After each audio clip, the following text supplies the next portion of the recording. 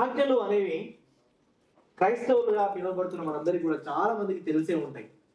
మీరు క్రైస్తవ కుటుంబంలో మీరు పుట్టిన వారైతే చిన్నప్పుడు మీ యొక్క సండే స్కూల్లో ఈ యొక్క ఆజ్ఞలను నేర్పిస్తారు, కంఠస్థం చేపిస్తారు కదా. సో ఈ యొక్క ఆజ్ఞలు అందరికి కూడా తెలిసే ఉంటాయి కదా. కానీ చాలా మంది ఈ యొక్క ఆజ్ఞ అందరికి తెలిసే, కానీ ఈ యొక్క ఆజ్ఞలు చాలా మంది ఏమనుకుంటారంటే ఈ ఆజ్ఞలు మాకు కాదు, ఈ ఆజ్ఞలు దేవుడు ఇశ్రాయేలుకి ఇచ్చాడు. ధర్మశాస్త్రం కొట్టివేయబడ్డది, పాత నిబంధన కొట్టివేయబడ్డది, కాబట్టి ఆ 10 ఆజ్ఞలకు మాకు సంబంధం లేదు. వాటిని కంఠస్థం చేయవారికే మా యొక్క బాధ్యత, కానీ వాటిని ఆచరించడం కానీ వారి గురించి తెలుసుకోవడం కానీ మాకు అవసరం లేదు అన్నట్టుగా చాలామంది అనుకుంటారు. బహుశా మీలో కూడా కొంతమంది అనుకుంటూ ఉండవచ్చు, ధర్మశాస్త్రం పాత నిబంధన కొట్టివేయబడ్డది కాబట్టి ఆజ్ఞలు మనం పాటించిన అవసరం లేదు, అది కేవలం ఇశ్రాయేలులకే అని బహుశా మీలో కూడా చాలామంది అనుకొని ఉంటుండవచ్చు. కానీ ప్రియులారా, మీరు ఒకవేళ అలా అనుకుంటే మీ యొక్క ఆలోచన తప్పు. ఎందుకంటే బైబిల్లో ఉన్నటువంటి ప్రతి ఒక్క మాట దేవుడు మన కొరకు రాయించాడు. మనం రక్షింపబడడానికి, మనం రక్షణలో ఎదగడానికి దేవుడు రాయించాడు.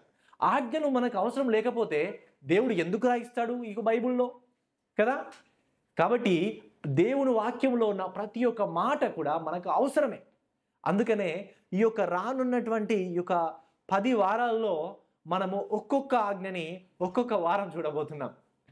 సో చాలా డీటెయిల్గా ఈ యొక్క 10 ఆజ్ఞలని ఒక 10 వారాల్లో మనం చూడబోతున్నాం. దాని నుంచి నేర్చుకోవాల్సిన విషయాలు, మార్చుకోవాల్సినటువంటి విషయాలు, దేవుణ్ణి స్తుతించాల్సిన విషయాలు చాలా ఉన్నాయి.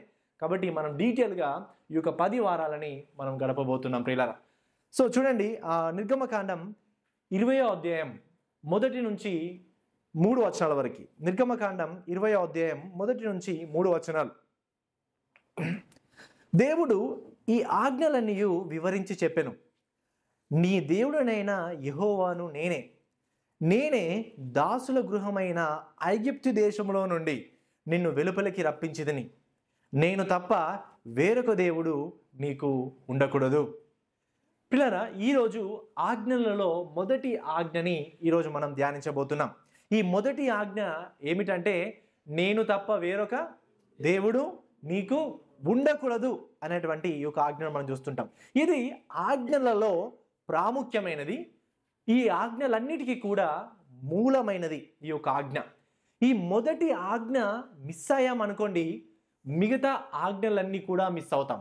ఎందుకు అంటే, నేను తప్ప వేరొక దేవుడు నీకు ఉండకూడదు అనే ఒక ఆజ్ఞను పక్కన పెట్టి వేరే దేవతలను పూజిస్తూ మిగతా ఆజ్ఞలన్నీ పాటించినా అది పాటించినట్ట లేదు కదా.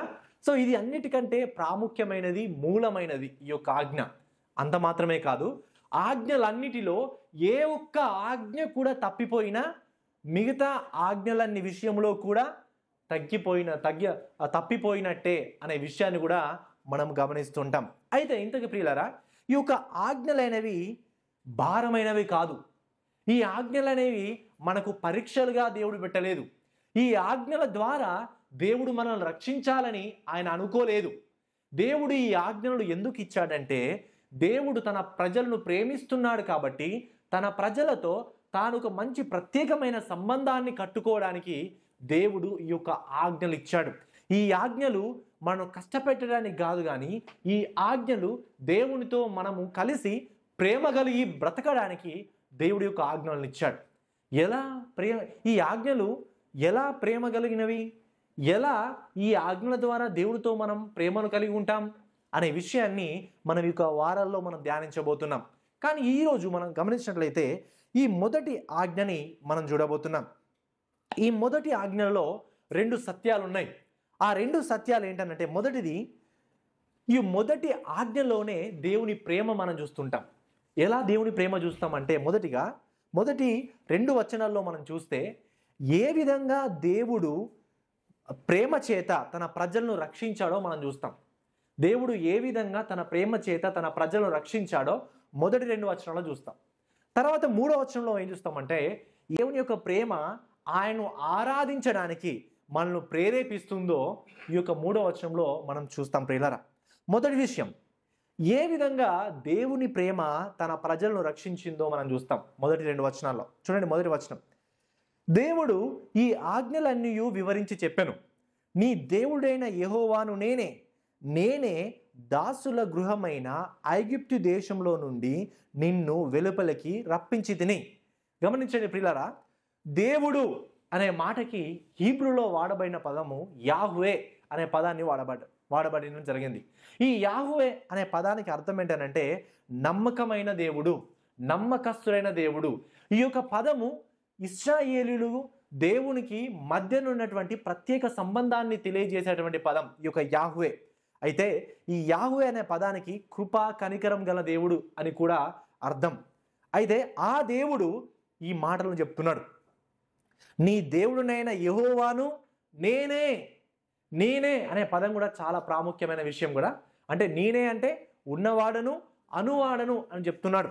నీ దేవుడైన యెహోవాను నేనే నీ దాసుల గృహమైన ఐగుప్తు దేశంలో నుండి నిన్ను వెలుపలికి రప్పించితినని ఎంతో ప్రేమపూర్వకంగా దేవుడు వారికి తెలియజేస్తూ ఉన్నాడు. ఏంటనంటే గ్రద్ద తన పిల్లలని తన రెక్కల కింద ఏ విధంగా అయితే మోసుకొని వెళ్ళి రక్షిస్తుందో, దేవుడు కూడా అదే విధంగా తన ప్రజలని తన రెక్కల మీద వేసుకొని ఐగుప్తు నుండి ఈ యొక్క వాగ్దాన దేశానికి నడిపిస్తున్నాడు, మోసుకొని వెళుతున్నాడు అనే విషయాన్ని మనం గడిచిన వారంలో చూసాం. దీంట్లో ప్రేమ ఉంది. దేవుడు తన ప్రజలను ప్రేమిస్తూ తాను ఏ విధంగా వారిని రక్షించాడో వారికి తెలియజేస్తూ ప్రేమపూర్వకంగా ఆయన యొక్క మాటలను చెప్తున్నాడు. ఏదో కఠినంగా ఈ యొక్క ఆజ్ఞలను మీరు ఇలా ఉండాలి, ఉండకపోతే చచ్చిపోతారు అని ఏదో కఠినంగానే చెప్పట్లేదు. దేవుడు ప్రేమపూర్వకంగా నేను మిమ్మల్ని ఏ విధంగా విడిపించానో మీరు జ్ఞాపకం చేసుకోనండి అని వారికి ప్రేమపూర్వకంగా చెబుతూ ఈ ప్రేమపూర్వకంగానే మిగతా యొక్క ఆజ్ఞలన్నీ కూడా ఇవ్వడం అనేది మనం ఈ వచన భాగాల్లో గమనిస్తుంటాం ప్రియులారా.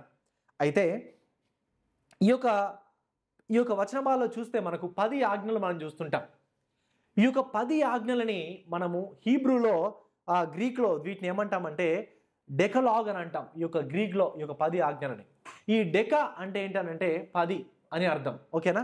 డెక అంటే 10 అని అర్థం. లోగోస్ అని అంటే మాటలు అని అర్థం. అంటే సింపుల్గా చెప్పాలంటే 10 మాటలు అని అర్థం. 10 ఆజ్ఞలు అని అనేకన్నా ఎక్కువగా సరి అయినటువంటి మాట ఏంటనంటే 10 మాటలు అని అర్థం. యాక్చువల్లీ ఈ యొక్క మాట ఈ యొక్క దీనికి అర్థం. అయితే మనము 10 ఆజ్ఞలైనా పిలవచ్చు, 10 మాటలైనా అని అనవచ్చు. దాంట్లో ఏం తప్పేం లేదు. అయితే ఈ యొక్క 10 ఆజ్ఞలని ధర్మశాస్త్రం అని కూడా పిలుస్తాం. ఈ యొక్క 10 ఆజ్ఞలు మనము ద్వితీయోపదేశకాండము 5వ అధ్యాయము 6 నుంచి 21వ వచనంలో కూడా మరలా రిపీట్ అవ్వడం, ధర్మశాస్త్రము అది రిపీట్ అవ్వడం కూడా మనం మరలా అక్కడ గమనిస్తూ ఉంటాం ప్రియులారా. అయితే అక్కడ మోషే ఇశ్రాయేలులో ఉన్నటువంటి కొత్త తరానికి అక్కడ ఆయన చెప్పుతుండడం మనం చూస్తుంటాం. అయితే 10 ఆజ్ఞలను మనం చూస్తే 20వ అధ్యాయము 1 నుంచి 17 వచనాల్లో ఈ యొక్క 10 ఆజ్ఞలు చూస్తుంటాం. 10 ఆజ్ఞలు ఎవరైనా చెప్తారా? నోటెడ్గా కంఠస్థం. మొదటి ఆజ్ఞ, నేను తప్ప వేరొక దేవుడు నీకు ఉండకూడదు. రెండవ ఆజ్ఞ, విగ్రహమును చేసుకొని దానికి నమస్కరింపవద్దు. రెండవది. మూడవది, నీ దేవుడైన యెహోవా పేరు వ్యర్థముగా నుచ్చరింపకూడదు. నాలుగవది, విశ్రాంతి దినమును పరిశుద్ధంగా ఆచరించుటకు జ్ఞాపకం చేసుకోవాలి. ఐదవది, నీ తండ్రిని నీ తల్లిని సన్మానింపు. ఆరవది, నరహత్య చేయవద్దు. ఏడవది, దొంగిలవద్దు. ఏడవది వ్యభిచరింపవద్దు. 8వది, దొంగిలకూడదు. 9వది, నీ పొరుగు వాని మీద అబద్ధ సాక్ష్యము పలకవద్దు. 10వది, నీ పొరుగు వానిది ఏదైనాను ఆశింపకూడదు. ఈ యొక్క 10 ఆజ్ఞలని మనం చూస్తుంటాం. ఈరోజు అయితే మొదటి ఆజ్ఞని మనము ఆలోచన చేద్దాం. ప్రియులారా, మనం గమనించినట్లయితే ఈ ఆజ్ఞలు గమనించినప్పుడు దేవుని ప్రేమ తన యొక్క ప్రజల పట్ల ఎంత గొప్పగా ఉందో, అసలు దేవుడు ఈ యొక్క ఆజ్ఞలను దేవుడు ఎందుకు ఇచ్చాడో అనే విషయాలని మనం ఈ యొక్క ఆజ్ఞలను మనం ధ్యానించడం ద్వారా మనం చూడబోతున్నాం ప్రియులారా. ఎందుకనంటే తండ్రి తన పిల్లలను ప్రేమించి తన పిల్లలకు కొన్ని రూల్స్ అండ్ రెగ్యులేషన్స్ చెప్తాడు. మీరు స్కూల్కి వెళ్ళేటప్పుడు స్ట్రేట్గా స్కూల్కి ఈ దారి గుండా వెళ్ళాలి. ఎవరైనా మాట్లాడితే, ఎవరైనా చాక్లెట్ ఇస్తే అది తీసుకోవద్దు, తినవద్దు, జాగ్రత్తగా ఉండండి. మీరు స్ట్రేట్గా వెళ్ళాలి. తర్వాత అబద్ధం ఆడద్దు, దొంగతనం చేయొద్దు, మీరు జాగ్రత్తగా మీరు ఉండండి అని తల్లిదండ్రులు తమ పిల్లలను ప్రేమించి కొన్ని ఆజ్ఞలు చెప్తారు. తల్లిదండ్రులు తమ పిల్లలను ప్రేమించి కొన్ని ఆజ్ఞలు చెబితే దానిలో దానిలో ప్రేమ ఉందా లేకపోతే కోపం ఉంటుందా? తల్లిదండ్రులు తమ పిల్లలను ప్రేమించి కొన్ని ఆజ్ఞలను, క్రమశిక్షణను, విధి విధానాలను చెబితే దాంట్లో మనకు ప్రేమ కనబడుతుంది కదా. అదేవిధంగా దేవుడు కూడా తన ప్రజలను ప్రేమించి దేవుడి యొక్క ఆజ్ఞలను ఇవ్వడం వెనకాల కూడా మనకు ప్రేమ కనబడుతుంది అనే విషయాన్ని మనం చూడాలి. చాలాసార్లు మనం చూస్తే ఆజ్ఞలు, అమ్మో ఇవి భారం, ఇవి నేను చేయలేను, అసలు దేవా ఎందుకు ఈ ఆజ్ఞలు ఇచ్చావు అని అనుకుంటాం. కానీ ఈ ఆజ్ఞలు అనేవి, ఈ ఆజ్ఞలలో ప్రేమ ఉంది. దేవుడు మనల్ని ప్రేమించి మన మేలు కొరకు, మన మంచి కొరకు మనం ఏ విధంగా ఉండాలో, ఏ విధంగా దేవునితో మనం సంబంధం కలిగి ఉండాలో, ఏ విధంగా తన ప్రజలతో సంబంధం కలిగి ఉండాలో దేవుడు ప్రేమపూర్వకంగా ఈ యొక్క ఆజ్ఞలను ఇచ్చాడు. ఆజ్ఞలలో ప్రేమ ఉంది అనే విషయాన్ని మనం ఇక్కడ గమనించాలి ప్రియులారా. అయితే ఈ మొదటి 4 ఆజ్ఞల్లో మనం చూస్తే దేవునికి మనకు మధ్యలో ప్రేమ సంబంధం ఎలా ఉండాలో దేవుడు తెలియజేస్తాడు మొదటి 4 ఆజ్ఞల్లో. తర్వాత మిగతా 6 ఆజ్ఞల్లో మనుషులకు మనకు మధ్యలో ఏ విధంగా ప్రేమ సంబంధాలు ఉండాలి అనే విషయాన్ని మిగతా 6 ఆజ్ఞలలో ఆయన రాయడం మనం చూస్తుంటాం. అయితే యూదుల సంప్రదాయాన్ని బట్టి ఈ యొక్క ఆజ్ఞలు మొత్తం బైబిల్లో 613 ఆజ్ఞలు వారికి ఉంటాయి. యూదుల సాంప్రదాయాన్ని బట్టి బైబిల్లో ఉన్నటువంటి టోటల్గా 613 ఆజ్ఞలు. ఈ 613 ఆజ్ఞలన్నీ కూడా ఈ యొక్క 10 ఆజ్ఞలలో మిళితమై ఉన్నాయి. సారాంశంగా 10 ఆజ్ఞలలో ఉన్నాయి.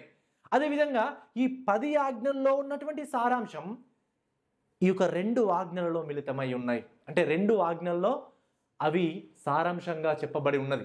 ఆ 2 ఆజ్ఞలు ఏంటంటే మత్తయి సువార్త 22వ అధ్యాయము 37 నుంచి 40 అధ్యాయాలు చూస్తాం. ఏంటంటే, అందుకు ఆయన నీ పూర్ణ హృదయముతోనూ, నీ పూర్ణాత్మతోనూ, నీ పూర్ణ మనసుతోనూ నీ దేవుడైన ప్రభువును ప్రేమింపవలనదే, ఇది ముఖ్యమైనదియు మొదటినై ఉన్న ఆజ్ఞ. రెండవది, నిన్ను వలని పొరుగువాని ప్రేమింపవలనది రెండవ ఆజ్ఞయు దాని వంటిదే. ఈ 2 ఆజ్ఞలు ధర్మశాస్త్రం అంతటికి ప్రవక్తలకును ఆధారమై ఉన్నవని అతనితో చెప్పెను. గమనించండి, ఈ 613 ఆజ్ఞలు 10 ఆజ్ఞల్లో సారాంశంగా ఉంటే, ఈ 10 ఆజ్ఞల్లో ఉన్నటువంటి సారాంశం 2 ఆజ్ఞల్లో సారాంశంగా ఉన్నాయి. ఈ 2 ఆజ్ఞలు, మొదటిది దేవుని ప్రేమించాలి, రెండవది మన తోటి సోదరులను ప్రేమించాలి కదా. సో ఈ 2 భాగాలు చూస్తే మొదటి 4 ఆజ్ఞలు దేవుని ప్రేమించాలి, తర్వాత 6 ఆజ్ఞలు తోటి సోదరులను ప్రేమించాలి. ఈ విషయాన్ని మనం ఈ యొక్క ఆజ్ఞల్లో మనం గమనిస్తాం ప్రియులారా. అయితే ఈ యొక్క ఆజ్ఞలన్నీ కూడా పరిశుద్ధమైనవి, నీతి గలవి అనే విషయం కూడా చూస్తుంటాం. రోమిలకు రాసిన పత్రిక 7వ అధ్యాయం 12వ వచనంలో చూస్తే, కాబట్టి ధర్మశాస్త్రము పరిశుద్ధమైనది, ఆజ్ఞ కూడా పరిశుద్ధమైనదియు నీతి గలదియు ఉత్తమమైనదై ఉన్నది. పిల్లరా, ఈ ఆజ్ఞలన్నీ కూడా పరిశుద్ధమైనవే, దానిలో నీతి ఉన్నది, అవన్నీ కూడా ఉత్తమమైనవే. కానీ మనము పాపులం, మనము బలహీనులం.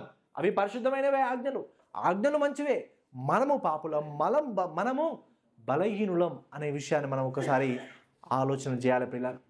ఒక్కసారి ఆలోచన చేయండి, ప్రపంచంలో ఉన్న వారందరూ కూడా ఈ ఆజ్ఞలను పరిపూర్ణంగా పాటించారనుకోండి, ఎలా ఉంటుంది ప్రపంచం? ఎంత సమాధానంగా ఉంటుంది? మనకు పోలీస్ స్టేషన్స్ అవసరమా? కోర్టులు అవసరమా? జడ్జి అవసరమా? బ్యాంకులు కూడా అవసరమా? డబ్బులు తీసుకుపోయి ఇలా పడేస్తాం అంతే కదా. కానీ 10 ఆజ్ఞలు అందరూ కూడా, ప్రపంచంలో ఉన్న అందరూ నమ్మకంగా పాటిస్తే ఇవే కూడా డిపార్ట్మెంట్స్ కూడా అవసరం లేదు. కానీ పాటిస్తామా? పాటించరు. లోకంలో ఉన్న చాలామంది ఎవరు కూడా ఈ 10 ఆజ్ఞలని పాటించరు. అందుకనే లోకం చాలా ప్రమాదకరమైనది. లోకం మాత్రమే కాదు, నువ్వు కూడా చాలా ప్రమాదకరమే. ఎందుకంటే నువ్వు పాటిస్తావా వీటిని? కాబట్టి ఇవి పాటించినప్పుడు కూడా ప్రమాదకరమే. దొంగిలకెడదు అని అంటే, సరే మనలో ఉన్నవాళ్ళు ఎవరు దొంగతనం చేయరా? ఇంట్లో ఉన్న వాళ్ళు అందరూ అంతేందుకు, కుటుంబంలో ఉన్న వాళ్ళే ఎవరికి ఏం భయపడకుండా డబ్బులు టేబుల్ మీద ఇట్లా పడేస్తారా? కుటుంబంలో, ఫ్యామిలీలో. ఈవెన్ కొన్ని ఫ్యామిలీలో నమ్మరు, అమ్మో ఇక్కడ బయట వేస్తే నా బైక్ తీసుకుంటారు కావచ్చు, ఇక్కడ బయట డబ్బులు పెడిస్తే నా పిల్లలు తీసుకుంటారు కావచ్చు అని తీసుకుపోయి పర్సులో పెట్టుకొని, ఆ పర్సు కూడా మళ్ళీ బ్యాగ్లో పెట్టుకొని, బ్యాగు చైన్ పెట్టుకొని దానికి లాక్ వేసుకొని ఇలా చేస్తూ ఉంటారు కదా. సో అంటే ఆజ్ఞలు ఎవరు కూడా పరిపూర్ణంగా పాటించలేరు. ఆజ్ఞలు పాటించకపోవడమే చాలా ప్రమాదకరమైనటువంటి పరిస్థితి. కానీ ప్రియులారా గమనించండి, ఈ ఆజ్ఞలు థ్యాంక్ఫుల్లీ ప్రైజ్ ద లార్డ్, దేవుని కృపను బట్టి ఈ ఆజ్ఞలు పాటించడాన్ని బట్టి దేవుడు మనం రక్షించలేదు. అందును బట్టి దేవుడు నామన మహిమ కలుగును గాక కదా. నిజంగా ఈ ఆజ్ఞల ద్వారానే రక్షింపబడతామంటే ఎవరైనా ఒక్కరైనా ఈ ప్రపంచంలో రక్షింపబడతారా? ఒక్కరు కూడా రక్షింపబడరు. ప్రియులారా, ఇంతకీ ఇశ్రాయేలీయులకు కూడా దేవుడు వారిని రక్షించిన తర్వాత ఆజ్ఞలు ఇచ్చాడు. ఆజ్ఞలు ఇచ్చిన తర్వాత రక్షించాడా? ఐగుప్తు దేశంలో నుండి వారిని ముందుగా రక్షించి విమోచించి తర్వాత ఆజ్ఞలు ఇచ్చాడు. ముందే ఆజ్ఞలు ఐగుప్తులు ఇస్తే పాటించే వల్ల ఈ పాటిస్తేనే నేను మిమ్మల్ని బయటకు తీసుకొని వస్తా అనంటే ఎవరైనా పర్ఫెక్ట్గా పాటిస్తారా? లేదు కదా. ప్రియులారా, మనము కూడా రక్షింపబడడానికి ఎవరం కూడా పరిపూర్ణంగా ఆజ్ఞలను పాటించలేం. అది మనతో కాదు. ఎందుకంటే మనం పాపులం, బలహీనులం. మన యొక్క ఆలోచనలు పాపమే, మన క్రియలు పాపమే, మన సంబంధాలు పాపమే. మనం మొత్తం పాపంతోనే బ్రతుకుతున్నాం, పాపంలో బ్రతుకున్నాం. పాపం మన చుట్టూ ఉంది. కానీ థ్యాంక్ఫుల్లీ దేవుడు మన నీతిని బట్టి ఆయన మనం రక్షించలేదు, కానీ తన నీతిని బట్టి ఆయన మనం రక్షించాడు. మనం చేసిన కార్యాలను బట్టి రక్షించలేదు, కానీ తాను చేసిన కార్యాన్ని బట్టి ఆయన రక్షించాడు. పిల్లరా, ధర్మశాస్త్రం పాటించడం ద్వారా రక్షించలేదు, కానీ ధర్మశాస్త్రాన్ని పాటించడానికి ఆయన మనం రక్షించాడు. ఆజ్ఞలను పాటించడం ద్వారా ఆయన మనం రక్షించలేదు, కానీ ఆజ్ఞలను పాటించడానికి ఆయన మనం రక్షించాడు. పరిశుద్ధంగా ఉన్నాము కాబట్టి రక్షించలేదు, కానీ పరిశుద్ధంగా ఉండడానికి ఆయన మనం రక్షించాడు. నిజముగా దేవుడు రక్షించాడు. ఆ రక్షణ వెనకాల కారణం ఏంటంటే మనము ఈ యొక్క ఆయనకు ఆజ్ఞలు పాటిస్తూ ఆయన యొక్క సంబంధంలో మనం ఇంకా బలంగా ఎదగాలని దేవుడు మనం రక్షించడం మనం ఇక్కడ చూస్తుంటాం ప్రియులారా. అందుకనే మనం ఇక్కడ చూస్తే రక్షణ మన విధేయతకి బహుమానం కాదు, విధేయత చూపించడానికే రక్షణ కారణం అనే విషయాన్ని మనం చూస్తుంటాం ప్రియులారా. కొంతమంది ఏమనుకుంటారంటే, నేను ప్రారంభంలో చెప్పినట్టు ఈ యొక్క 10 ఆజ్ఞలు అసలు మనకు సంబంధం లేవు, ఇవి ఇశ్రాయేలుకే ఇచ్చాడు కాబట్టి నేను పాటించకున్నా పర్లేదు అని వాటిని పక్కన పెడతారు. కానీ మనం 2 తిమోతి 3:16 చూస్తే ఏమనుంది? ప్రతి లేఖనము కూడా మనకు దైవావేశన కలిగినవి, అవి మనకు ప్రయోజనకరమై ఉన్నవి. పిల్లరా, నీతి యందు శిక్ష చేయడానికి మనకు ప్రయోజనకరమైనవి. బైబిల్లో ఉన్నటువంటి ప్రతి ఒక్క మాట, ప్రతి ఒక్క లేఖనము కూడా మనము రక్షింపబడడానికి, మనము రక్షణలో ఎదగడానికి ప్రయోజనకరము. పాత నిబంధన మనకు అవసరం లేదా? ధర్మశాస్త్రం మనకు అవసరం లేదా? లేదు. ప్రతి ఒక్కటి కూడా మనకు అవసరమే. అర్థమవుతుందా? బైబిల్లో ఉన్న ప్రతి ఒక్క మాట కూడా మనకు అవసరము అనే విషయాన్ని మనం చూస్తుంటాం ప్రియులారా. మనం గమనించినట్లయితే మరికొందరు ఏమనుకుంటారంటే, పాత నిబంధనలో ఉన్నవారు ధర్మశాస్త్రాన్ని పాటించడం ద్వారా రక్షింపబడ్డారు అనుకుంటారు. బహుశా మీలో కూడా ఇప్పుడు కూడా చాలామంది అలానే అనుకుంటున్నారు కావచ్చు. పాత నిబంధనలో ఉన్నవారు ధర్మశాస్త్రాన్ని ఆజ్ఞలను పాటించడం ద్వారా రక్షింపబడ్డారు, కొత్త నిబంధనలో యేసుక్రీస్తు యందు విశ్వాసం ఉంచడం ద్వారా రక్షింపబడ్డారు అని అనుకుంటున్నారు కావచ్చు. కానీ ప్రియులారా, అది తప్పు, అది అసత్యం. అలా కాదు. ఎవరు కూడా ఆది కాండం నుంచి మొదలు పెడితే ప్రకటన వరకు కానీ, ఆ ప్రకటన తర్వాత కానీ మనం ఉన్న ఇప్పుడు అందరం కూడా కానీ ఎవ్వరు కూడా ధర్మశాస్త్రాన్ని పాటించడం ద్వారా రక్షింపబడలేరు. ప్రియులారా, మనము కేవలము దేవుని యొక్క కృప ద్వారా మాత్రమే రక్షింపబడ్డాం. పాత నిబంధనలో ఉన్న వాళ్ళు రక్షకుడైన ప్రభు అయిన యేసుక్రీస్తు వారు రాబోతున్నాడు అని విశ్వాసం ఉంచడం ద్వారా వాళ్ళు రక్షింపబడ్డారు. అంటే పాత నిబంధనలో ఉన్న వాళ్ళు ముందుకు చూసి రక్షింపబడ్డారు. అంటే క్రీస్తు రాబోతున్నాడు అని ఆలోచించడం ద్వారా, విశ్వాసం ఉంచడం ద్వారా రక్షింపబడ్డారు పాత నిబంధనలో ఉన్న వాళ్ళు. నూతన నిబంధనలో ఉన్న వాళ్ళు వెనుకకు చూడడం ద్వారా రక్షింపబడ్డారు. అంటే ప్రభు అయిన యేసుక్రీస్తు వారు ఆల్రెడీ ఈ లోకానికి వచ్చాడు, నా కొరకు మరణించాడు, నా స్థానంలో మరణించాడు అనే నమ్మడాన్ని బట్టి వాళ్ళు వెనుకకు తిరిగి చూడడం ద్వారా రక్షింపబడ్డారు. ఆది కాలం నుంచి ఇప్పటి వరకు కూడా ఎవ్వరు కూడా ధర్మశాస్త్రాన్ని పాటించడం ద్వారా రక్షింపబడలేదు. ఇది కేవలము దేవుని యొక్క ఉచితమైన కృప ద్వారా మాత్రమే అందరూ కూడా రక్షింపబడ్డారు అనే విషయాన్ని మనం చూస్తుంటాం ప్రియులారా. పాత నిబంధనలో ధర్మశాస్త్రం, నూతన నిబంధనలో కృప అనేది లేదు. మొదటి నుంచి కృపే రక్షణకు కారణం. There is no two ways of salvation. There is no 2 plans for salvation, only one plan, that is only Christ. క్రీస్తు ద్వారా మాత్రమే రక్షణ. ఇదే ప్రణాళిక. అది ఆదికాండంలో కానీ ప్రకటనలో కానీ బైబుల్ అంతా కూడా క్రీస్తే రక్షణకు గొప్ప ప్రణాళిక. ఆయన మాత్రమే మార్గము అనే విషయాన్ని మనం ఇక్కడ గమనించాలి ప్రియులారా. ఒక వ్యక్తి ఏమంటాడంటే ఒక రిఫార్మర్ జాన్ కాల్విన్ ఆయన ఈ ధర్మశాస్త్రం ఎందుకు అనే దానికి ఒక చక్కని వివరణ ఇచ్చాడు. ఒక 3 ఉద్దేశాలు చెప్పాడు. ఈ ధర్మశాస్త్రానికి ఒక 3 ఉద్దేశాలు. మొదటిది ఏంటంటే ధర్మశాస్త్రము మనకు ఒక అద్దం వలె పనిచేస్తుంది. అంటే దేవుని యొక్క పరిశుద్ధత, ఆ పరిపూర్ణమైనటువంటి నీతిని ప్రతిబింబింపజేస్తుంది. అంటే ఆ ధర్మశాస్త్రాన్ని చదివినప్పుడు అమ్మో ఇంత పరిశుద్ధుడా, ఇంత నీతిమంతుడా అనే విషయాన్ని మనకు తెలియజేస్తుంది. అద్దం వలె ప్రతిబింబింపజేస్తుంది. అయితే అదేవిధంగా ఆయన పరిశుద్ధత గురించి ధ్యానించినప్పుడు అసలు మనం ఇంత బలహీనులమా అనే విషయాన్ని కూడా మనకు తెలియజేస్తుంది. ఆయన గొప్ప పరిశుద్ధుడు, మనం ఘోర పాపులం అనే విషయాన్ని తెలియజేస్తుంది. అదేవిధంగా ఎవరు కూడా ధర్మశాస్త్రాన్ని పరిపూర్ణంగా పాటించి ఆయన రక్షణను పొందుకోలేము అనే విషయాన్ని కూడా ధర్మశాస్త్రం తెలియజేస్తుంది. ఇది మొదటి ఉద్దేశం. రెండవ ఉద్దేశం ఏంటనంటే ధర్మశాస్త్రం యొక్క రెండవ ఉద్దేశం చెడును అదుపులో పెడుతుందంట. అంటే చెడు ఎక్కువగా ఉండకుండా అదుపులో పెడుతుందంట. ధర్మశాస్త్రం స్వతహాగా మనుషుల హృదయాలను మార్చలేదు. ధర్మశాస్త్రం ఎవరి హృదయాన్ని కూడా స్వతహాగా మార్చలేదు, కానీ నీతిమంతులను అన్యాయముల నుండి, అన్యాయస్తుల నుండి ఈ యొక్క ధర్మశాస్త్రం అనేది కాపాడుతుంది అని చెప్తాడు. ఇది రెండవ ఉద్దేశం. మూడవ ఉద్దేశం ఏంటంటే దేవునికి ఇష్టమైనవేవో ధర్మశాస్త్రం తెలియజేస్తుంది. అంటే దేవుని దృష్టికి అనుకూలంగా ఉండాలంటే, దేవుని దృష్టికి ఇష్టంగా ఉండాలంటే ఏ విధంగా బ్రతకాలి, అసలు దేవుని యొక్క స్టాండర్డ్స్ ఏంటి అనే విషయాన్ని యొక్క ధర్మశాస్త్రం అనేది తెలియజేస్తుంది. ఇవి ధర్మశాస్త్రం యొక్క 3 ఉద్దేశాలు అనేది మనం తెలుసుకోవాలి. అయితే ఈ యొక్క ధర్మశాస్త్రం అనేది నిజంగా ఈ ధర్మశాస్త్రాన్ని ధ్యానించినప్పుడు మనకు ఒక ఆరాధన మన హృదయంలో పుడుతుంది. ఎందుకంటే నేను ఎప్పుడు కూడా నా జీవితం అంతట్లో కూడా ఎప్పుడు కూడా ఈ ఆజ్ఞలు నేను పాటించి రక్షింపబడలేను, కానీ క్రీస్తు యొక్క కృప ద్వారానే రక్షింపబడ్డాను అని ఆయన తెలుసుకున్నటువంటి సత్యం మనలో ఆరాధనను పుట్టిస్తుంది అనే విషయాన్ని మాత్రం మనం ఇక్కడ తెలుసుకోవాలి ప్రియులారా. ఇది మొదటి విషయం. రెండవ విషయం ఏంటంటే ఏ విధంగా దేవుని ప్రేమ ఆయనను ఆరాధించడానికి మనను ప్రేరేపిస్తుందో చూస్తాం. ఇది 3వ వచనంలో చూస్తాం. 20వ అధ్యాయం 3వ వచనంలో ఏ విధంగా దేవుని ప్రేమ ఆయనను ఆరాధించడానికి మనను ప్రేరేపిస్తుందో చూస్తాం. 3వ వచనం, నేను తప్ప వేరొక దేవుడు నీకు ఉండకూడదు. పిల్లలు గమనించండి, ఇక్కడ నేను తప్ప వేరొక దేవుడు నీకు ఉండకూడదు అని అంటే ఇదివరకే చాలా దేవుళ్ళు ఉన్నారని అర్థం అక్కడ కాదు. ఈ యొక్క సర్వ సృష్టికి ఒకే ఒక దేవుడు కదా, ఒకే ఒక దేవుడు. ఇంకా దేవుళ్ళు లేరు. దేవతలుగా పిలువబడేవారు ఉన్నారు, కానీ వాళ్ళు నిజమైన దేవుళ్ళ కాదు. దేవుళ్ళుగా పిలువబడే విగ్రహాలు ఉన్నాయి, దేవుళ్ళుగా పిలువబడే వ్యక్తులు ఉన్నారు, కానీ వాళ్ళు నిజమైన దేవుళ్ళు కాదు.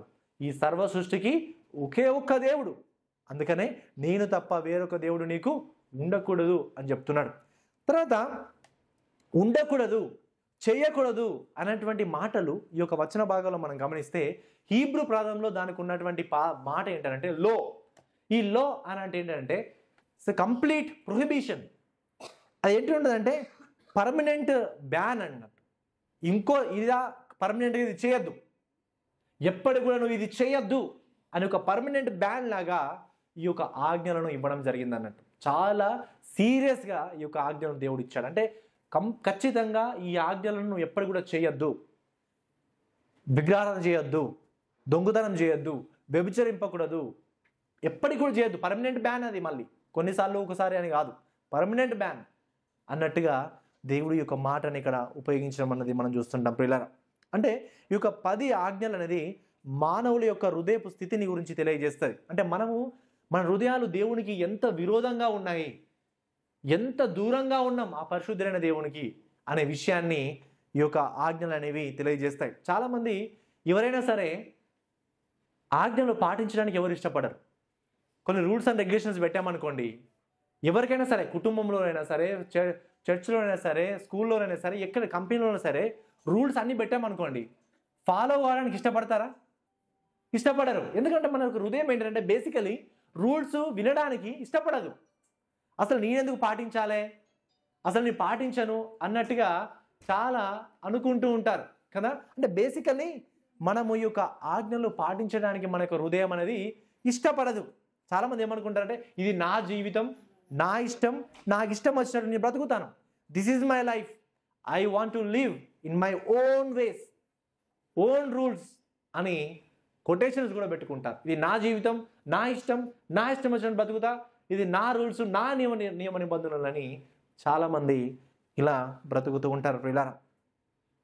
అయితే ఈ యొక్క వచనంలో చూస్తే నేను తప్ప వేరొక దేవుడు నీకు ఉండకూడదు అని అంటే, ఈ హీబ్రూలో దీనికి ఎగ్జాక్ట్గా దీనికి అర్థం ఏంటంటే నా సన్నిధిలో, నా ముఖం ముందు వేరొక దేవుడు నీకు ఉండొద్దు అని చెప్తున్నాడు. నా సన్నిధిలో, నా ముఖం ముందు, in front of my face, నా ఎవ్వరు కూడా ఇంకొక దేవుడు కానీ దేవత కానీ నీకు ఉండొద్దు అనే విషయాన్ని ఆయన ఇక్కడ బోధిస్తున్నాడు ప్రియులారా. అంటే దేవుని సన్నిధి ముందు, దేవుని యొక్క ముఖం ముందు దేనినైనా సరే, ఎవరినైనా సరే దేవుని కంటే ఎక్కువగా ప్రేమిస్తే ఆయన ఏమంటాడంటే అది విగ్రహారాధన అంటాడు. దేవుని యొక్క ముఖం ముందు, దేవుని యొక్క సన్నిధి ముందు, నరేష్ నువ్వు డబ్బుని ఎక్కువ ప్రేమిస్తున్నావు కాబట్టి ఆ డబ్బు నీకు విగ్రహం అని అంటాడు. అంటే దేవుని యొక్క సన్నిధిలో దేవుని కన్నా డబ్బునైనా సరే, ఆస్తిపాస్తులైనా సరే, ఇంకా ఏదైనా సరే మనం ప్రేమిస్తే అది విగ్రహం అవుతుంది అనే విషయాన్ని మనం గమనించాలి ప్రియులారా. అంటే దేవుణ్ణి ముందు పెట్టుకొని దేవుణ్ణి కాక వేరే వాటిని ప్రేమిస్తే అది విగ్రహారాధన అనే విషయాన్ని చూడాలి. 2వ రాజులు 17వ అధ్యాయం 37 నుంచి 38 వచనాలు చూస్తే, 2వ రాజులు 17వ అధ్యాయం 37 నుంచి 38 వచనాలు. మరియు ఇతర దేవతలను పూజింపక మీరు బ్రతుకు దినములన్నీ మోషే మీకు రాసి ఇచ్చిన కట్టడాలను, విధులను అనగా ధర్మశాస్త్రం అంతటిని గైకొనవలెను. నేను మీతో చేసిన నిబంధనలను మరవకయు ఇతర దేవతలను పూజింపకయు ఉండవలను. దేవుడు చాలాసార్లు తన బైబిల్లో చెప్పాడు, ఇతర దేవుళ్ళను మీరు పూజించొద్దు, నేను తప్ప వేరొక దేవుడు నీకు ఉండొద్దు అని దేవుడు చాలాసార్లు తన యొక్క వాక్యంలో ఆయన రాయించాడు. ద్వితీయోపదేశ కాండము 7వ అధ్యాయం 8వ వచనంలో చూస్తే, అయితే యెహోవా మిమ్మును ప్రేమించువాడు గనుకను, తాను మీ తండ్రులకు చేసిన ప్రమాణమును నెరవేర్చువాడు గనుకను, యెహోవా బాహుబలము చేత మిమ్మల్ని రప్పించి దాసుల గృహములో నుండి ఐగుప్తు రాజైన ఫరో చేతిలో నుండి మిమ్మల్ని విడిపించెను. ప్రియులారా, దేవుడు మనల్ని ప్రేమించి, అంటే ఇశ్రాయేలును ప్రేమించి ఆయన వారిని దాస్య గృహం నుండి ఆయన వారిని విడిపించాడు. విడిపించిన తర్వాత కొన్ని ఆజ్ఞలు ఇచ్చాడు ప్రేమించి. మనల్ని అందరినీ కూడా దేవుడు మనల్ని ప్రేమించి పాపం అనే బానిసత్వం నుంచి విమోచించాడు. తనతో మనం సరైన సంబంధాన్ని కట్టుకోవడానికి ఈ యొక్క వాక్యాన్ని ఆయన మనకు అనుగ్రహించాడు ప్రియులారా. మనం ఇక్కడ ఈ వచన భాగంలో మనం గమనించినట్లయితే ఆయన తప్ప ఇంకా వేరే వారిని మనం పూజించొద్దు, నిజమైన దేవుడు ఒక్కడే, ఆ దేవుడినే మనము ఆరాధించాలి. ప్రియులారా, కొంతమంది అంటుంటారు నేను అందరి దేవుళ్ళను పూజిస్తాను, అందరి దేవతలను పూజిస్తాను, అందరికీ నేను పూజ చేస్తాను, మసీదుకి వెళ్తాను, చర్చికి వెళ్తాను, దేవాలయానికి వెళ్తాను, అందరికి మొక్కుతాను, ఎవరు మంచి చేస్తే వాళ్ళు అందరికి మొక్కుతాను, అన్నిటికీ వెళ్తాను అని కొంతమంది అనుకుంటారు. అందరూ సమానమే, ఒకే ఒక దేవుడు ఉన్నాడు, ఆ ఒక్క దేవుణ్ణే నువ్వు అల్లాని పిలుస్తున్నావు, ఆ ఒక్క దేవుణ్ణే నువ్వు కృష్ణాని పిలుస్తున్నావు, ఆ ఒక్క దేవుణ్ణే నువ్వు యేసుక్రీస్తు అని పిలుస్తున్నావు. కానీ ఒకే ఒక దేవుడు ఉన్నాడు, ఆ దేవుడు ఒకడే ఉన్నాడు, కానీ ఆ దేవునికి పేర్లు వేరు అని రకరకాలుగా అని అనుకుంటారు. కానీ అది ముమ్మాటికి అసత్యం, అబద్ధం, వ్యర్థం. ఎవరైనా మీరు ఆ విశ్వాసాన్ని నమ్మితే మీ విశ్వాసము వ్యర్థమే అనే విషయాన్ని మీరు తెలుసుకోవాలి ప్రియులారా. ఇంకొంతమంది ఏమంటారంటే నేను యేసుక్రీస్తుని నమ్ముతాను, అల్లాను నమ్ముతాను, కృష్ణుని నమ్ముతాను, అందరిని నమ్ముతాను అని అనుకుంటే నువ్వు యేసుక్రీస్తుని నమ్మట్లేదు అని అర్థం. యేసుక్రీస్తును పక్కన పెట్టుకోవాలి అంటే యేసుక్రీస్తుని నమ్మి యేసుక్రీస్తుతో పాటు ఇంకెవరైనా ఎక్స్ట్రా యాడ్ చేసుకున్నావు అనుకోండి, నువ్వు యేసుక్రీస్తుని నమ్మట్లేదు అనంటే. నువ్వు యేసుక్రీస్తును నమ్మడానికి ఏంటనంటే యేసుక్రీస్తును మాత్రమే నమ్మాలి. యేసుక్రీస్తును మాత్రమే కాకుండా ఇంకా ఏదైనా సైడ్గా ఇంకా పెట్టుకున్నావు ఎలా ఉంటుంది? వాళ్ళిద్దరూ అబద్ధం ఆడుతున్నట్టే కదా, వాళ్ళిద్దరూ అబద్ధం ఆడుతున్నట్టే. ఎందుకంటే దేశానికి ఒకే ఒక రాజు ఉంటాడు. అలానే నేను దేవుణ్ణి అంటే అందరినీ ఓ ఈయన దేవుడే, ఆయన దేవుడే, ఈయన దేవుడే అని అనుకుంటే, దేవుడు అంటే వాళ్ళు ఒకే ఒకరు ఉంటారు. అందరికీ దేవుళ్ళు అని పెట్టుకుంటూ పోతే నిజమైన దేవుడు ఎవరు? నిజమైన దేవుడు ఒకే ఒక్కడు. ఆయన తప్ప మిగతా వాళ్ళందరూ కూడా ఆయన సృష్టే అని భావించాలి. అర్థమవుతుందా? ఆయన ఒకే ఒక్కడు, దేవుడు ఒక్కడే ఉన్నాడు అనే విషయాన్ని మనం తెలుసుకోవాలి ప్రియులారా. అంటే మన భారతదేశంలో మనం చూసినట్లయితే బహుదేవారాధన మన భారతదేశంలో ఉంటుంది. అందరు దేవుళ్ళే కదా, మనకు కనబడేది ప్రతిదీ దేవుడే. ఏదైనా మనం మంచి చేస్తే వాళ్ళు దేవుడే, అది దేవుడే. బలవంతంగా కొన్నిటిని దేవతలు చేస్తారు, దేవుళ్ళు చేస్తారు. నేను కాదు అని అనగా బలవంతంగా నువ్వు దేవుడివే అన్నట్టుగా బలవంతంగా మరీ దొరికించుకొని దేవుణ్ణి దేవతలను చేస్తారు. అది చాలా బాధాకరం ప్రియులారా. దేవుడు ఒక్కడే ఉన్నాడు, ఆయననే ప్రభువైన యేసుక్రీస్తు వారు అనే విషయాన్ని మనం తెలుసుకోవాలి ప్రియులారా. బహుశా మీరు అనుకోవచ్చు, చూడండి ఆయన దేవుడు ఒక్కడేనట, అసలు ఎంత గర్వం ఉంది ఆయనకి. అంటే ఇంకే వేరే వాళ్ళ దేవుడు లేరా? నేను ఒక్కనే దేవుడిని, నన్నే నమ్మాలి అని ఎందుకు చెప్తున్నాడు? అంత జెలసీ ఆయనకి అని బహుశా కొంతమంది అనుకోవచ్చు కదా. ఏంటి మీరు క్రైస్తవులు, మీ దేవుడే నిజమైన దేవుడు, ఒక్కడే దేవుడు అంటారు అని కొంతమంది అనుకుంటారు. కానీ ప్రియులారా, వాళ్ళు ఏమనుకున్నా కానీ దేవుడు ఒక్కడే అనే విషయాన్ని మనం చూడాలి. ఆయన తప్ప ఇంకా వేరొక దేవుడు ఉండకూడదు. ఆయన ఒక్కడే దేవుడు అని చెప్తున్నాడంటే ఆయనలో జలసీ ఉందని కాదు, ఆయన మనలో ప్రేమించి ఆయన మనకు బుద్ధి చెప్తున్నాడని. పిల్లరా, తల్లిదండ్రులు మనం చూస్తే పిల్లలకి ఏమని చెప్తారు బయటకు వెళ్ళేటప్పుడు? నువ్వు నాతోనే ఉండాలి, నా చేయి పట్టుకోవాలి, నేను చెప్పిన మాట వినాలి, ఎవరు చెప్పిన మాట వినద్దు, ఎవరైనా చాక్లెట్లు బిస్కెట్ ఇస్తే తీసుకోవద్దు అని చెప్పారనుకోండి, పక్కన చూసేవాళ్ళు చూడండి ఎంత జలసీ ఉంది ఆ తల్లిదండ్రులకి. అసలు నా చేయ పట్టుకోమని చెప్తున్నాడు, ఎవరైతే తినద్దని చెప్తున్నాడు, నాతోనే ఉండమని చెప్తున్నారు తల్లిదండ్రులు. ఎంత జలసీ ఉంది వాళ్ళ తల్లిదండ్రులకి అని అంటారా? ఎవరైనా అంటారా? అట్లా అన్నారు. అదేవిధంగా ఒక భర్త ఒక వేరే స్త్రీని పెళ్లి చేసుకొని వచ్చాడు. ఆల్రెడీ ఒక భార్య ఉంది. ఇంకొక భార్యను పెళ్లి చేసుకొని ఆ యొక్క ఇంట్లోకి వచ్చాడు. ఇంట్లోకి వచ్చిన తర్వాత వాళ్ళ భార్య, ఆమె డోర్ కొట్టింది, ఆ భార్య డోర్ ఓపెన్ చేసింది. డోర్ ఓపెన్ చేయగానే రెండు దండలు ఉన్నాయి. వాళ్ళిద్దరు కనబడ్డప్పుడు ఈ లోపల ఉన్న భార్య హారతి తీసుకొని వచ్చి, హారతి అరే పాట పాడుతూ రండి అనుకుంటుందా? అది అంటదా?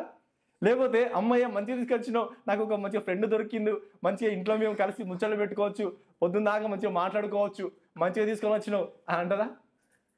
వెంటనే ఏం చేస్తుంది? ఆ పక్క పంటున్న చీపురు, అదే డోర్ పక్కన చీపురైనా లేకపోతే ఇంకా అక్కడ ఏదున్నా అది పట్టుకొని వెంటనే చీపురుతోని అంటిస్తుంది కదా. ఒకవేళ ఆ చీపురుతో కొడుతున్నప్పుడు పక్కన గ్యారీ చూసిండు అనుకోండి, చూసి ఆమెకి ఎంత జలసీ ఉంది, పాపం ఆయన ఏదో ఇంకొక ఆమెను తీసుకొని వస్తే, ఇంకొక ఆమెను పెళ్లి చేసుకొని తీసుకొని వస్తే ఆమెకి ఎంత జలసీ ఉంది, ఇంత కోపమా అని అంటారా? ఎందుకన్నారు?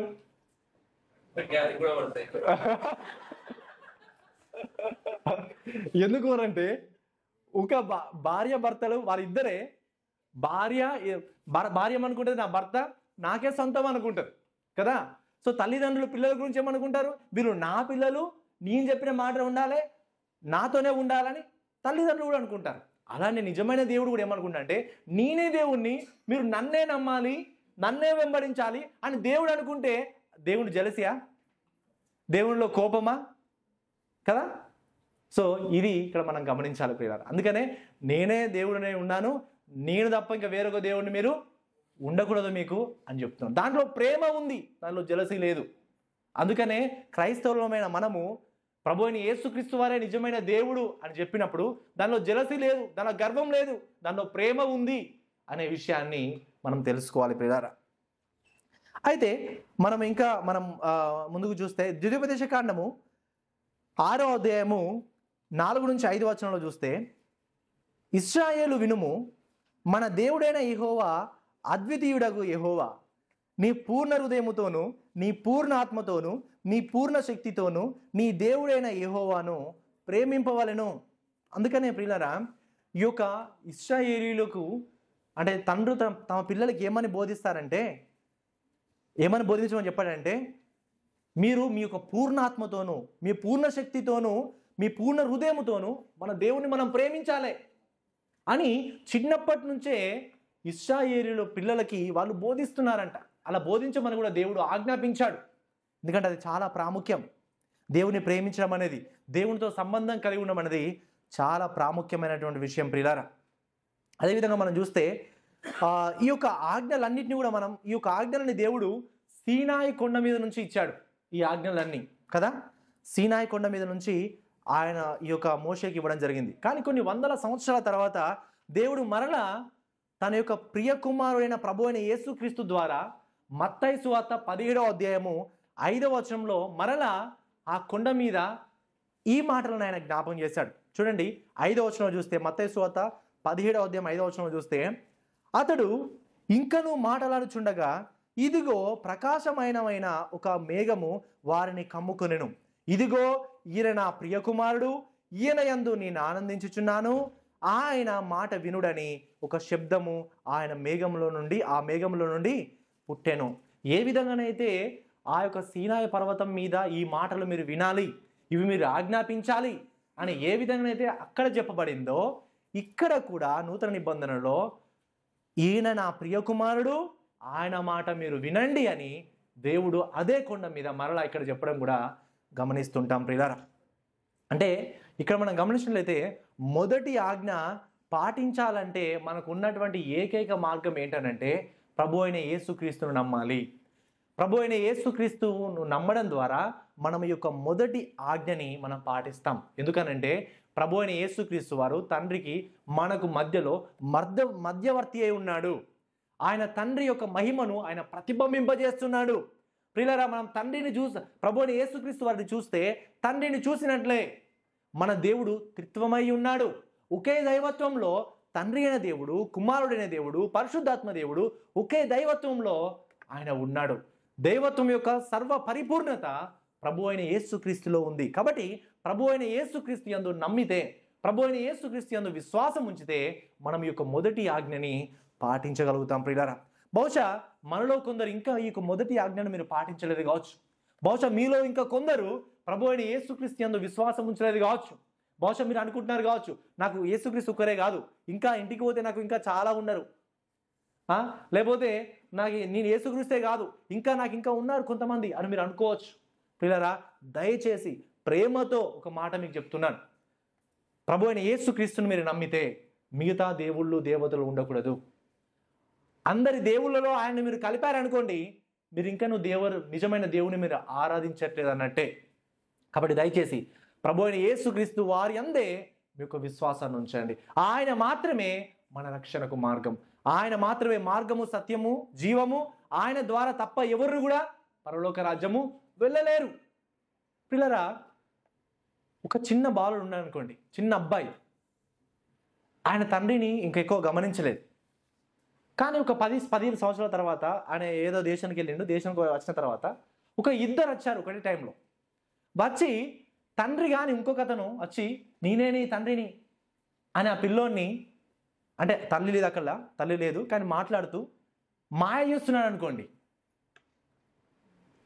అప్పుడు నిజమైన తండ్రి వచ్చి నో నో నో ఆయన మాట వినద్దు, నేనే నీ తండ్రిని, నువ్వు నా మాట వినాలి అని చెప్తున్నాడు అనుకోండి. ఆ నిజమైన తండ్రి చెప్తున్నటువంటి మాటల్లో ప్రేమ ఉందా, లేకపోతే ఏదైనా అంటే మాయ చేసే తత్వం ఉందా? లేదు కదా. మరి ఆయన ఎందుకే నీ మాట నమ్మాలి, ఎందుకే నువ్వు చెప్పిన మాట వినాలి అని కుమారుడు అనుకుంటాడా? పిల్లలు గమనించండి, ఎందుకు ఈ మాట చెప్తున్నారంటే దేవుడు పదే పదే ఎందుకు నేనే నిజమైన దేవుడిని, నేనే మార్గమును, సత్యమును, జీవం, నా ద్వారా ఇంకా వేరే మార్గం లేదు అని ఎందుకు చెప్తున్నాడంటే ఆయన ప్రేమతో చెప్తున్నాడు. ఒకవేళ ఆయన యందు విశ్వాసం ఉంచకపోతే నువ్వు నరకం పోతావు. కాబట్టి ఆయన యందు విశ్వాసం ఉంచకపోతే, ఆయన వెంబడించకపోతే నువ్వు నిత్య నరకం వెళ్తావు. కాబట్టి ఆయన ప్రేమతో నేనే ప్లీజ్ నా దగ్గరికి రా, నన్ను నమ్ము అని ఆయన ప్రేమతో ఆయన చెప్తున్నాడు పిల్లలు. అందుకనే ఆయన ప్రేమతో చెబుతున్నప్పుడే ఆయన యందు మనం విశ్వాసం ఉంచుతాం. బహుశా మీరు అనుకోవచ్చు, యేసుక్రీస్తే కాదు ఇంకా చాలా మంది ఉన్నారు కదా, వాళ్ళని నమ్మినా పరలోకం పోతాం అని బహుశా మీరు అనుకొని ఉంటే మీ మీ యొక్క విశ్వాసం అసత్యమవుతుంది. మీరు నిత్య నరకం వెళ్ళే ప్రమాదం ఉంటుంది. ఇన్ని రోజులు బ్రతికున్నన్ని రోజులు యేసుక్రీస్తే కాదు ఇంకా కొన్ని మార్గాలు ఉన్నాయి అని మీరు నమ్మి చనిపోతే నిత్య నరకం వెళ్ళే ప్రమాదం ఉంటుంది. కాబట్టి బ్రతికుండగానే మనకు అవకాశం ఉంటుంది కాబట్టి ఆయన చెప్తున్నాడు, నేనే నా ద్వారా తప్ప ఇంకా వేరే మార్గం లేదు అని చెప్తున్నాడు. కాబట్టి ప్రియులరా, ఈ మాటలో ప్రేమ ఉంది అని తెలుసుకొని ప్రేమపూర్వకంగా తండ్రి మనం ఎంతగా ప్రేమిస్తున్నాడో ఆ ప్రేమను మనం గ్రహించి హృదయపూర్వకంగా ఆయన మనం స్తుతిద్దాం. ఆయననే దేవుడని ఆయన మనం ఆరాధిద్దాం. ఆయనకి రావాల్సిన మహిమను ఆయనకిద్దాం. బహుశా మీరు అనుకోవచ్చు, నేను విగ్రహాలను పూజించట్లేదు, ఇంకా వేరే దేవతలను పూజించట్లేదు, నేను చిన్నప్పటి నుంచి క్రైస్తవులనే పుట్టాను కాబట్టి నాకు ఇంకా వేరే దేవుడు ఎవరు తెలియదు అని బహుశా మీరు అనుకోవచ్చు. కొందరు అనుకోవచ్చు, బ్రదర్ మీరు సిస్టర్ మీరు ఎలా క్రైస్తవులు అయ్యారు, ఎలా ప్రభుని తెలుసుకున్నారంటే, మాకు ఇంకా చిన్నప్పటి నుంచి ఇంకా వేరే లేదు, ఇది ఒక్కటే ఉంది కాబట్టి ఇది ఒక్కటే పట్టుకున్నా. అంటే ఇంకా వేరే ఉంటే వేరే కూడా పట్టుకుంటావా కదా? సో ఇక్కడ మనం అది కాదు ప్రియులారా,